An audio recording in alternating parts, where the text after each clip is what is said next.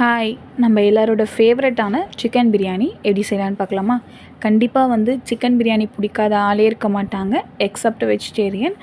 Okay, எப்படி செய்யலான்னு பார்க்கலாமா? இப்போது ஃபஸ்ட் அதுக்கு ஒரு வட்டை எடுத்துக்கலாம். வட்டை நல்லா ஹீட் ஆனதுக்கப்புறமா ஒரு 4 to 5 டேபிள் ஸ்பூன் அளவுக்கு ஆயில் ஆட் பண்ணிக்கலாம்.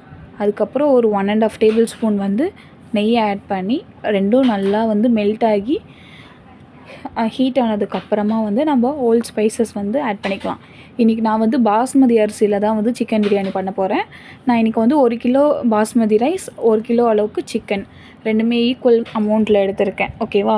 சரி, ஓகே. நெய் நல்லா மெல்ட் ஆனதுக்கப்புறமா நம்ம என்னென்ன ஹோல் ஸ்பைசஸ் ஆட் பண்ண போகிறோன்னா, பிரிஞ்சி இலை, பட்டை, கிராம்பு, ஏலக்காய், அன்னாச்சிப்பூ இதெல்லாம் ஆட் பண்ணிவிட்டு நல்லா அது சூடில் பொரிஞ்சு வந்ததுக்கப்புறமா பச்சை மிளகா எடுத்துக்கலாம். ஓகேவா? பச்சை மிளகா ஒரு 4 எடுத்திருக்கேன் நான், குட்டி குட்டியாக. அது ஆட் பண்ணிடலாம். ஆட் பண்ணிவிட்டு பச்சை மிளகாவும் நல்லா பொரிஞ்சதுக்கப்புறமா நான் 1/2 கிலோ அளவுக்கு வெங்காயம் 1 கிலோ பிரியாணிக்கு ஒரு 1/2 கிலோ அளவுக்கு வெங்காயம் எடுத்துக்கோங்க.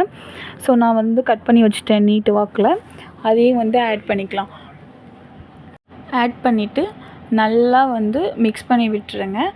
எப்பயுமே பிரியாணிக்கு ஒரு கோல்டன் ப்ரௌன் அளவுக்கு வரணும் வெங்காயம். அப்போ தான் சூப்பராக ஃப்ளேவராக இருக்கும். ஸோ அது வரைக்கும் நல்லா வதங்கட்டும் ஒரு 5 மினிட்ஸ். ஓகேவா? ஸோ எல்லா வெரைட்டி ரைஸ்க்குமே அதே தான் நல்லா ஆனியன் ஒரு கோல்டன் ப்ரௌன் ஆகணும். ஸோ இப்போ நான் பிரியாணிக்கு தேவையான அளவுக்கு கல்லுப்பு தான் ஆட் பண்ணியிருக்கேன். நீங்கள் வேணால் சால்ட் உப்பு கூட ஏற்ற மாதிரி ஆட் பண்ணிக்கோங்க. ஸோ கல்லுப்பு ஆட் பண்ணிவிட்டு நல்லா மிக்ஸ் பண்ணி விட்டுருங்க. இந்த மாதிரி கோல்டன் ப்ரௌன் வந்ததுக்கப்புறமா ஒரு 2 டேபிள் ஸ்பூன் அளவுக்கு இஞ்சி பூண்டு பேஸ்ட்டு, ஓகேவா, நல்லா ஆட் பண்ணிக்கோங்க. ஆட் பண்ணிவிட்டு அதை நல்லா ஜென்டிலாக மிக்ஸ் பண்ணி விட்டுருங்க.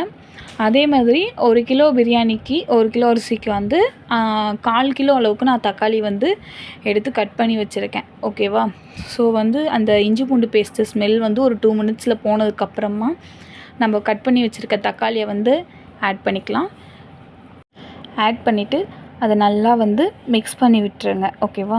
தக்காளி நல்லா வதங்கி வரணும். வெங்காயம் தக்காளி எவ்வளோக்கு எவ்வளோ நல்லா வதங்கி வருதோ அந்த அளவுக்கு பிரியாணியும் சூப்பராக இருக்கும்.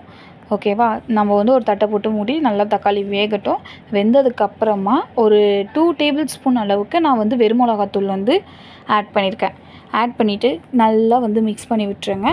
நெக்ஸ்ட்டு நம்ம புதினா கொத்தமல்லி நான் குட்டி குட்டியாக கட் பண்ணி வச்சுக்கிட்டேன். நீட்டாக அப்படியே போடாமல் குட்டி குட்டியாக நல்லா கட் பண்ணி வச்சுக்கிட்டேன். ஓகேவா? ஆட் பண்ணிவிட்டு வீட்லேயே உரம் ஊற்றி வச்ச தயிர் ஒரு 1 டேபிள் ஸ்பூன், எவ்வளோ திக்காக இருக்குது பார்த்தீங்களா? ஸோ ஆட் பண்ணிக்கலாம். அந்த தயிர் சிக்கனை நல்லா சாஃப்டாக இருக்கும், ஜூஸியாகவும் இருக்கும் சிக்கன் அதே மாதிரி. ஓகேவா? ஸோ ரெண்டுத்தையும் போட்டு நல்லா மிக்ஸ் பண்ணி விட்டுடலாம். கொஞ்சமாக எண்ணெய் பிரிஞ்சு வந்ததுக்கப்புறமா நம்ம க்ளீன் பண்ணி வச்சுருக்க ஒரு 1 kg சிக்கன், இப்போது 1 kg சிக்கனை நம்ம ஆட் பண்ணிடலாம். ஓகேவா? ஆட் பண்ணிவிட்டு அது நல்லா மிக்ஸ் பண்ணி விட்டுடணும். ஓகேவா?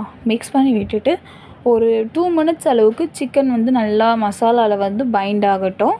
அதுக்கப்புறமா ஒரு 1/2 லெமன் ஸ்க்வீஸ் பண்ணி விட்டுக்கலாம். ஓகே.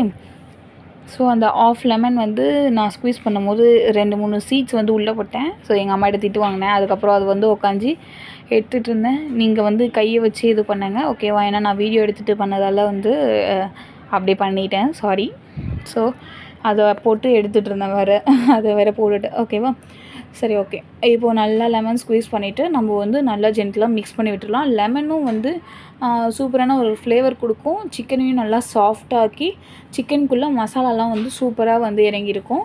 ஓகே, நல்லா மிக்ஸ் பண்ணி விட்டுட்டு ஸோ ஒரு டம்ளருக்கு 1.5 டம்ளர் தண்ணி வைக்கணும் பாஸ்மதி அரிசிக்கு. ஓகேவா?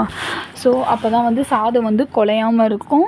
ஸோ 1 கிளாஸ் ரைஸ்க்கு 1.5 கிளாஸ் தண்ணி, அதளவுக்கு தண்ணி ஆட் பண்ணிவிட்டு நல்லா கொதிச்சதுக்கப்புறமா கொதித்து எண்ணெய் பிரிஞ்சு வந்ததுக்கப்புறமா நம்ம வாஷ் பண்ணி வச்சுருக்க பாஸ்மதி அரிசியை ஆட் பண்ணிக்கலாம். தட்டை போட்டு க்ளோஸ் பண்ணிடலாம். பாதி வெந்ததுக்கப்புறமா நம்ம தம் போட்டுக்கலாம். ஒரு 10 மினிட்ஸ் லோ ஃப்ளேம்லேயே வச்சுக்கோங்க. தம் போட்டுட்டு எடுத்து பார்த்திங்கன்னா செம ஜூஸியாக சிக்கன் நல்லா சாஃப்டாக வெந்திருக்கு.